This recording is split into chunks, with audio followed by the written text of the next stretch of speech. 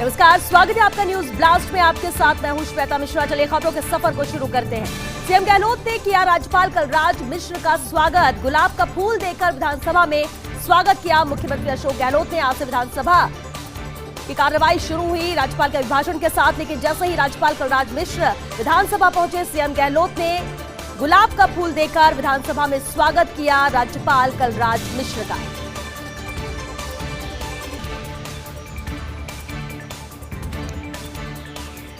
गुलाबी स्वागत मुख्यमंत्री अशोक गहलोत ने किया राज्यपाल कलराज मिश्र का। गुलाब का फूल देकर विधानसभा में उनका स्वागत किया। आज से विधानसभा का सत्र शुरू हो गया है, सत्र का आगाज हुआ है। आज पहला दिन जब राज्यपाल ने अभिभाषण भी दिया, लेकिन उससे पहले जब विधानसभा पहुंचे राज्यपाल कलराज मिश्र तो मुख्यमंत्री अशोक गहलोत ने उनका स्वागत किया। गुलाब का फूल भेंट कर वेलकम किया विधानसभा में मुख्यमंत्री अशोक गहलोत ने राज्यपाल कलराज मिश्र का। गहलोत ने गुलाबी स्वागत किया। गुलाब का फूल देकर राज्यपाल कलराज मिश्र का विधानसभा में स्वागत किया। आज से विधानसभा के सत्र का आगाज हुआ और जिस तरह से सभी विधायक विधानसभा पहुंचे और जब राज्यपाल कलराज मिश्र पहुंचे उनके स्वागत के लिए मुख्यमंत्री अशोक गहलोत वहां पर मौजूद थे। राज्यपाल का स्वागत गुलाब का फूल भेंट कर किया मुख्यमंत्री अशोक गहलोत ने।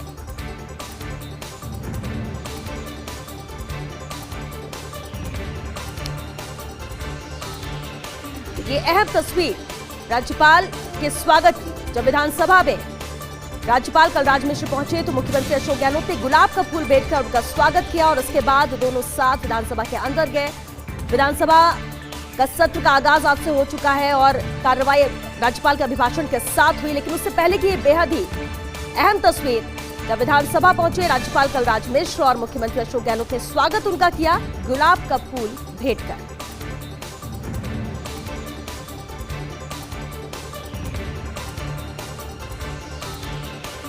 प्रधानमंत्री मोदी बाइडेन की मुलाकात संभव है। अप्रैल में अमेरिकी राष्ट्रपति जो बाइडेन से मोदी की मुलाकात संभव है।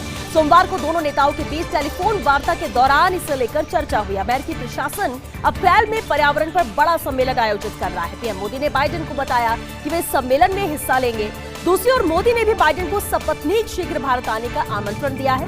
मोदी ने बाइडेन को पेरिस समझौते में फिर से शामिल होने की भी बधाई दी और साथ ही भारत अमेरिका रणनीतिक संबंधों को और मजबूत करने पर भी दोनों के बीच में बातचीत हुई है। जो बाइडेन से मोदी की मुलाकात संभव है। अप्रैल में अमेरिकी राष्ट्रपति जो बाइडेन के साथ मुलाकात हो सकती है।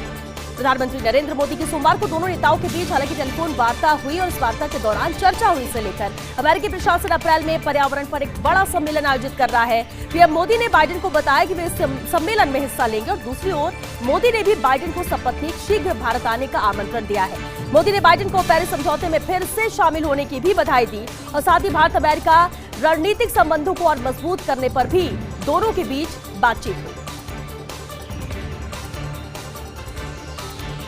क्या गलती कर रही है महाराष्ट्र सरकार? सेलिब्रिटी की ट्वीट जांच से गलत नजीर बनेगी। फिल्म खेल जगत की मशहूर हस्तियों की ट्वीट की जांच के आदेश महाराष्ट्र सरकार ने दिए हैं।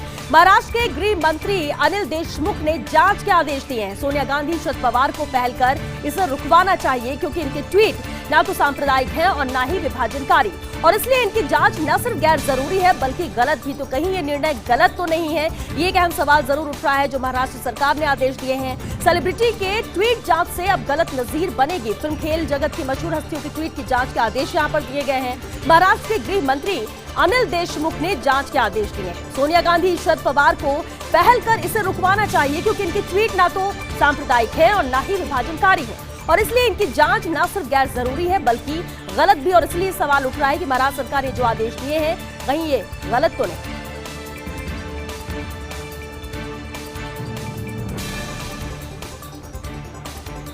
कि जनरल वीके सिंह से चूक हो गई है। एलएसी पर दिए बयान से भारत को मुश्किल में डाला है। चीन को तत्काल भारत को कटघरे में खड़ा करने का मौका मिला है। वीके सिंह ने कहा कि चीन से ज्यादा भारत ने चीनी सीमा में घुसपैठ की। बयान के वायरल होते ही चीनी विदेश मंत्रालय यहां पर एक्टिव हो गया है और चीनी विदेश मंत्रालय ने भारत पर घुसपैठ का आरोप लगाया और ऐसे में अंतर्राष्ट्रीय सैन्य रणनीति स्तर पर भारत को इसे लेकर नुकसान हो सकता है और इसलिए ऐसा माना जा रहा है कि क्या कहीं जनरल वीके सिंह से चूक तो नहीं हो गई है। एलएसी पर जो बयान दिए उससे भारत को मुश्किल में डाल दिया है। उस बयान ने चीन को तत्काल भारत को कटघरे में खड़ा करने का मौका मिला है। वीके सिंह ने कहा कि चीन से ज्यादा भारत ने चीनी सीमा में घुसपैठ की है। बयान के वायरल होते ही चीनी विदेश मंत्रालय अब एक्टिव हो गया है और चीनी विदेश मंत्रालय ने भारत पर घुसपैठ का आरोप लगाया है और ऐसे में अंतर्राष्ट्रीय सैन्य रणनीति स्तर पर भारत को नुकसान हो सकता है।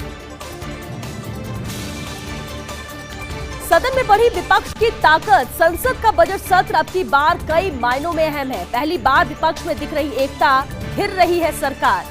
टीएमसी, शिवसेना, डीएमके सांसद कांग्रेस की लाइन पर चल रहे हैं और किसान आंदोलन ने विपक्षी पार्टियों को एकजुट कर दिया है और ऐसे में दोनों सदनों में विपक्ष सरकार पर दबाव बनाने में सफल हो रहा है। हालांकि एकता कितने दिनों तक रहेगी कायम, ये तो कहना मुश्किल है, लेकिन सब कुछ ठीक रहा तो इस कार्यालय में सरकार के लिए इस कार्यकाल में मुश्किल यहाँ पर होना संभव नजर आ रही है, क्योंकि जिस तरह से एकजुट विपक्ष नजर आ रहा है, सदन में विपक्ष की ताकत बढ़ती हुई नजर आ रही है। संसद का बजट सत्र अब की बार कई मायनों में अहम रहा। पहली बार विपक्ष में एकता नजर आ रही है और सरकार घिरती हुई दिख रही है। टीएमसी हो, शिवसेना हो या डीएमके सांसद हो, कांग्रेस की लाइन पर ही ये सभी चल रहे हैं। किसान आंदोलन ने विपक्षी पार्टियों को एकजुट कर दिया, एक साथ लाकर खड़ा कर दिया है और ऐसे में दोनों सदनों में विपक्ष सरकार पर दबाव बनाने में सफल हो रहा है। हालांकि ये एकता कितने दिनों तक रहेगी ये कहना अभी मुश्किल है, लेकिन अगर सब कुछ ठीक रहा तो इस कार्रवाई के दौरान इस सत्र में सरकार के लिए मुश्किल खड़ी होना संभव नजर आ रहा है, जिससे विपक्ष एकजुट है।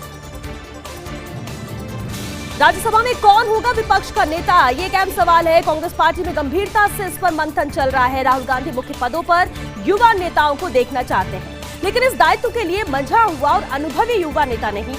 जानकार सूत्रों ने इसे लेकर संकेत भी दिए हैं। मल्लिकार्जुन खड़गे, चिदम्बरम, आनंद शर्मा, एक एंटनी के नामों पर चर्चा हुई, लेकिन पी चिदम्बरम के साथ हिंदी नहीं आना एक रोड़ा बन सकता है। अब फैसला पार्टी आलाकमान के हाथ में है कि वो किसे इसके लिए समझ रहे हैं कि जो इस पद के लिए सबसे अहम होगा। हालांकि लंबी लाइन है, कई अहम नाम है। कांग्रेस पार्टी में गंभीरता से नामों पर मंथन चल रहा है, लेकिन राहुल गांधी मुख्य पदों पर चाहते हैं कि युवा नेता हो, वो युवा नेताओं को देखना चाहते हैं राहुल गांधी, लेकिन इस दायित्व के लिए एक मंझा हुआ और अनुभवी युवा नेता नहीं है और लेकिन वो चाहते हैं कि युवा नेता हो। अब जानकार सूत्रों के हवाले से जो संकेत मिल रहे हैं, कुछ अहम नाम है जिन पर चर्चा चल रही है। ये इस रेस में है जिसमें मल्लिकार्जुन खड़गे हैं, चिदम्बरम है, आनंद शर्मा है, या फिर एक एंटनी का नाम भी चर्चाओं में है, लेकिन पी चिदम्बरम के साथ एक रोड़ा है। हिंदी नहीं आना उनके लिए रोड़ा बन सकता है। फैसला पार्टी आलाकमान के हाथ में है कि वो किसके नाम पर मुहर लगाते हैं, किस युवा नेता को ये जिम्मेदारी दी जाती है, क्योंकि युवा नेता बंझा हुआ होना चाहिए, वो अभी नजर नहीं आ रहा है कांग्रेस के अंदर।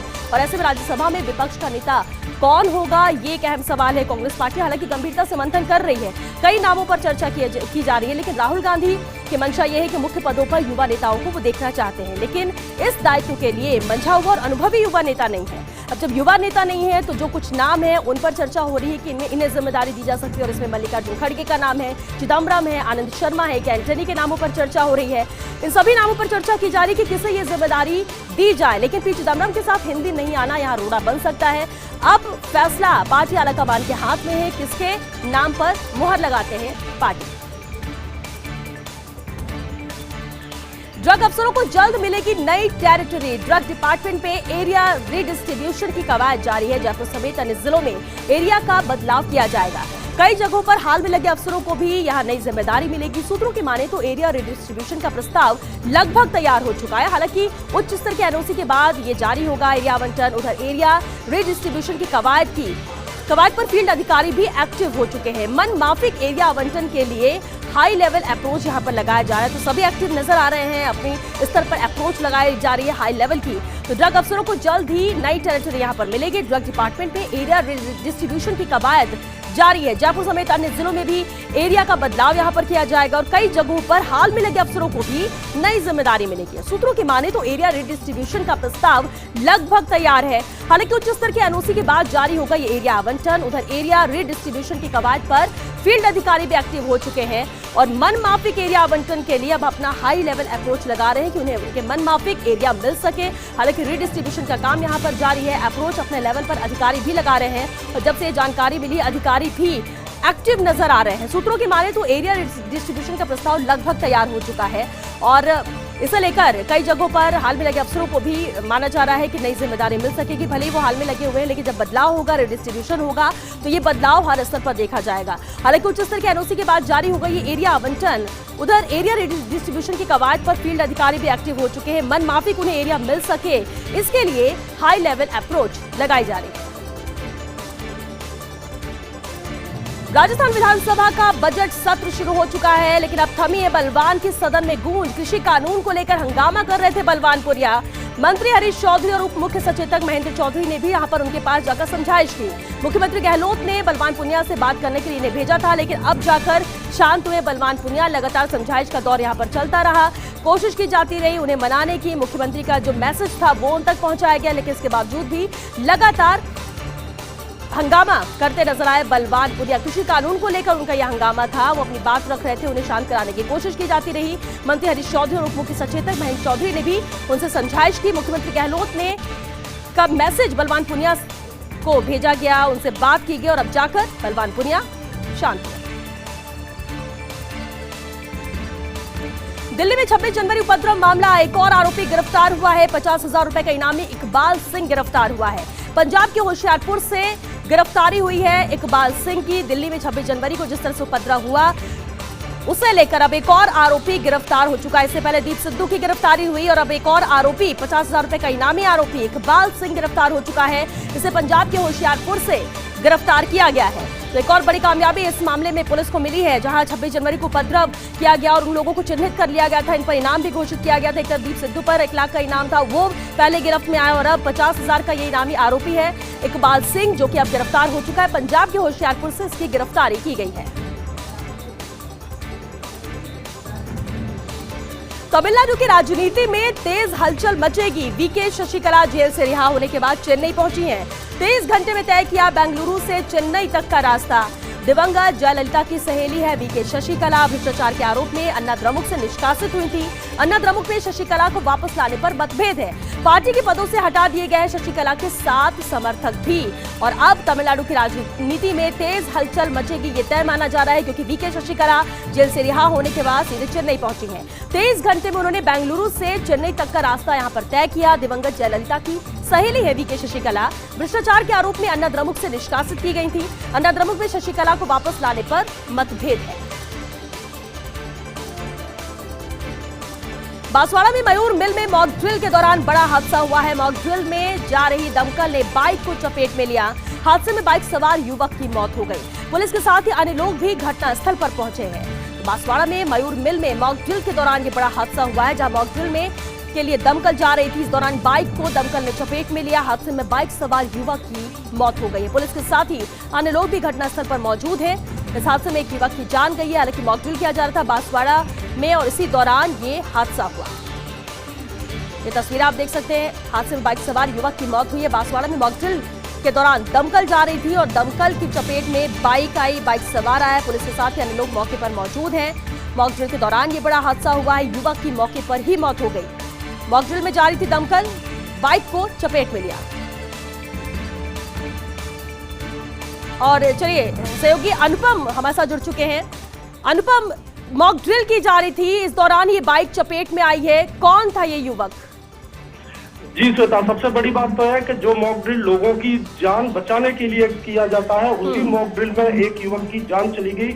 यह 32 वर्षीय व्यक्ति था। इसका नाम आशीष है, पिता का नाम बालाजी और उम्र करीब 32 वर्षीय। चंदू जी का गड़ा गांव का रहने वाला है, जो कि मोटा गांव थाना क्षेत्र में आता है। सबसे अहम बात यह है कि ये नर्सिंग इंस्टीट्यूट में टीचर था, इंस्टीट्यूट में, और वहां से अपने घर की तरफ या किसी निजी कार्य से जा रहा था और दमकल ने इसको चपेट में ले लिया।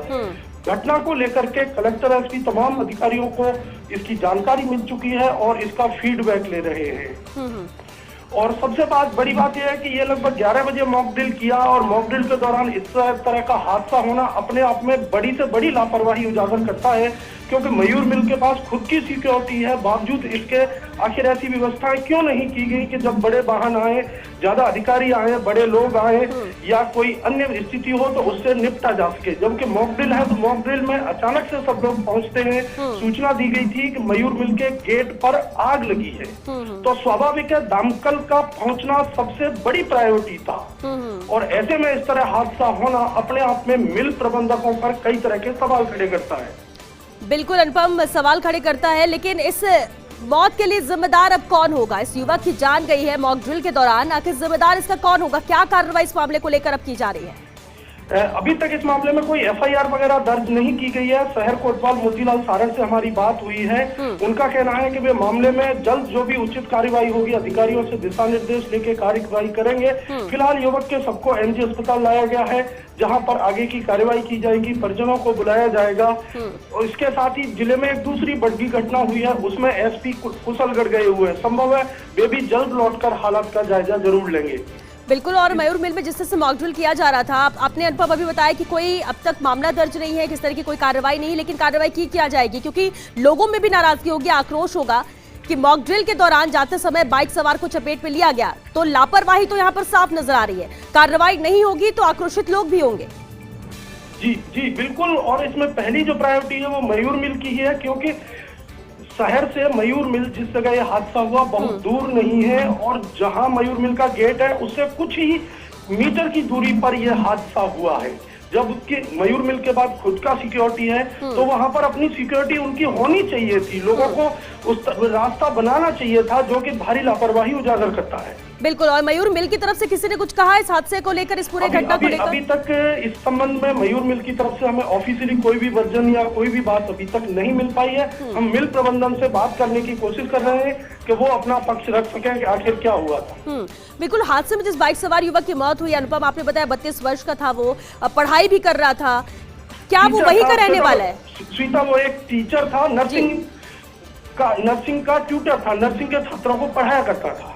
अच्छा, नर्सिंग के छात्रों को पढ़ाते थे, वो ट्विटर थे और जिस हादसे में उनकी मौत हुई है। लेकिन क्या परिजन उनके भी वहीं रहते हैं, वहीं के रहने वाले, या कहीं और से आए हुए थे, या नौकरी कर रहे थे? कुछ और जानकारी इस बाइक सवार युवक को लेकर मिली? अभी जानकारी जुटाई जा रही है। अभी इस संबंध में जानकारी नहीं है कि वो कहाँ रहते थे और उनका परिवार कहाँ है। संभव है कुछ ही देर में वो अस्पताल पहुंचेंगे, उसके बाद पूरी स्थिति क्लियर हो पाएगी। लेकिन मयूर मिल के प्रबंधन से किसी से बात हो पाई क्या?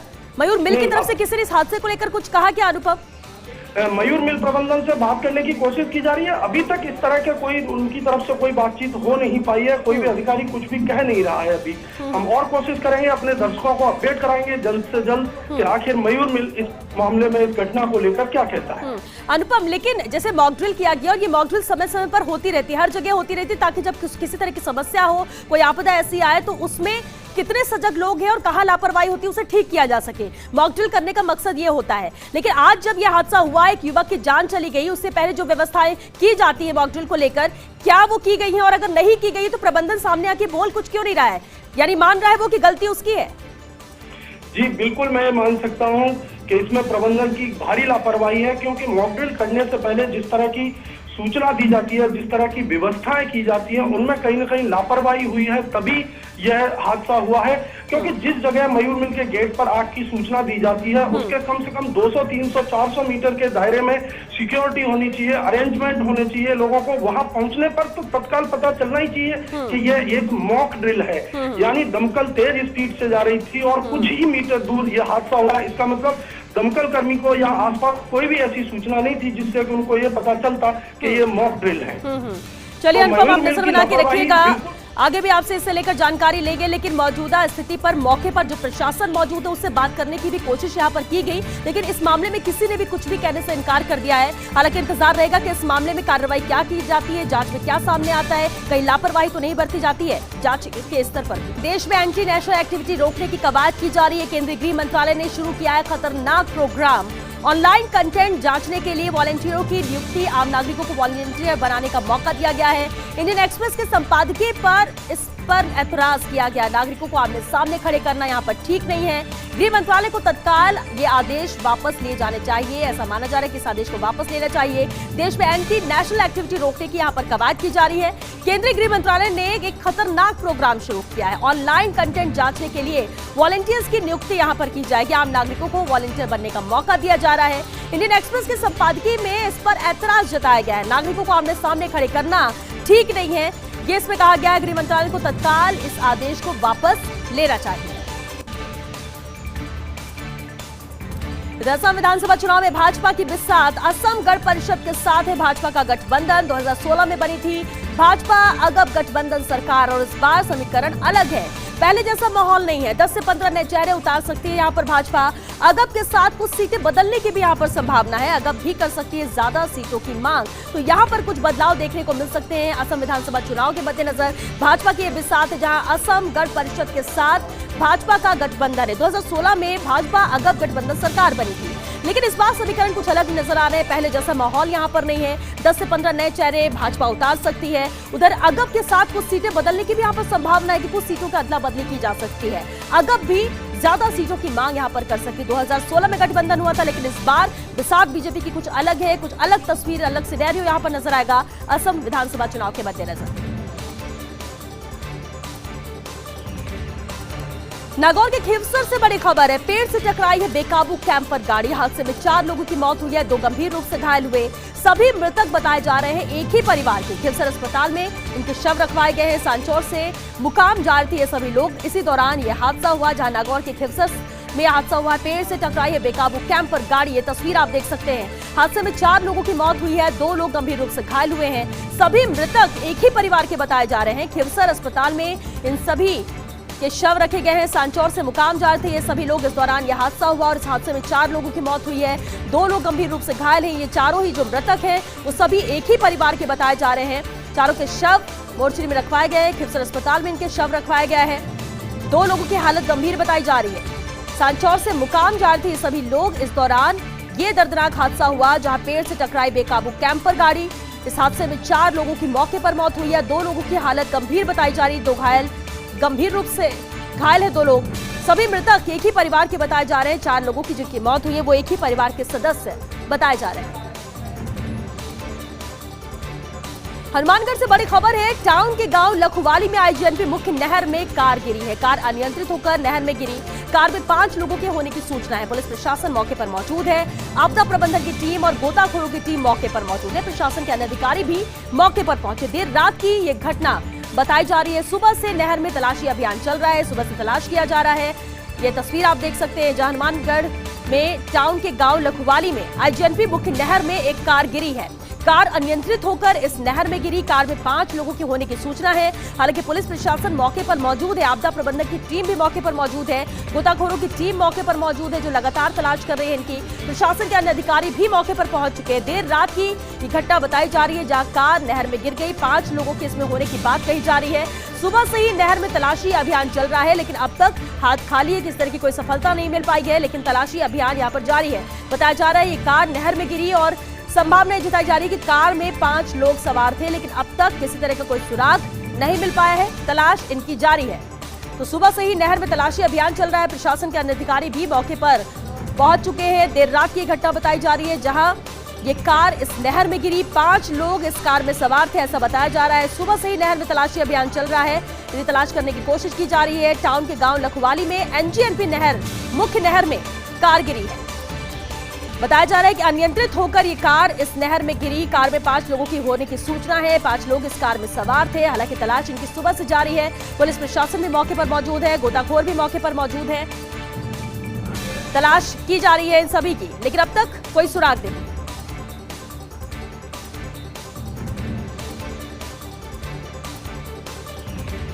नए श्रम कानूनों में काम के घंटे लचीला बनाने की कोशिश की जा रही है। सप्ताह में 4 दिन करो काम, फिर कर सकोगे आराम। सरकार 3 तरह के वर्क वीक पर विचार चल रहा है। नए वर्क वीक से पूर्व यहां पर छुट्टी देनी होगी। हालांकि इसके लिए लंबी शिफ्ट में काम करना पड़ सकता है। केंद्रीय श्रम सचिव अपूर्व चंद्रा ने इसे लेकर जानकारी दी है। तो नए श्रम कानूनों में काम के घंटे लचीला बनाने की यहाँ पर कोशिश की जा रही है। काम के घंटे को लचीला बनाया जा सके। सप्ताह में 4 दिन करो काम, फिर कर सकोगे आराम। सरकार 3 तरह के वर्क वीक पर यहाँ विचार कर रही है। नए वर्क वीक से पूर्व यहाँ पर छुट्टी देनी होगी। हालांकि इसके लिए लंबी शिफ्ट में काम करना भी पड़ सकता है। केंद्रीय श्रम सचिव अपूर्व चंद्रा ने इसे लेकर जानकारी दी। और चलिए इसी के साथ न्यूज ब्लास्ट में फिलहाल के लिए इतना ही। दीजिए इजाजत। नमस्कार।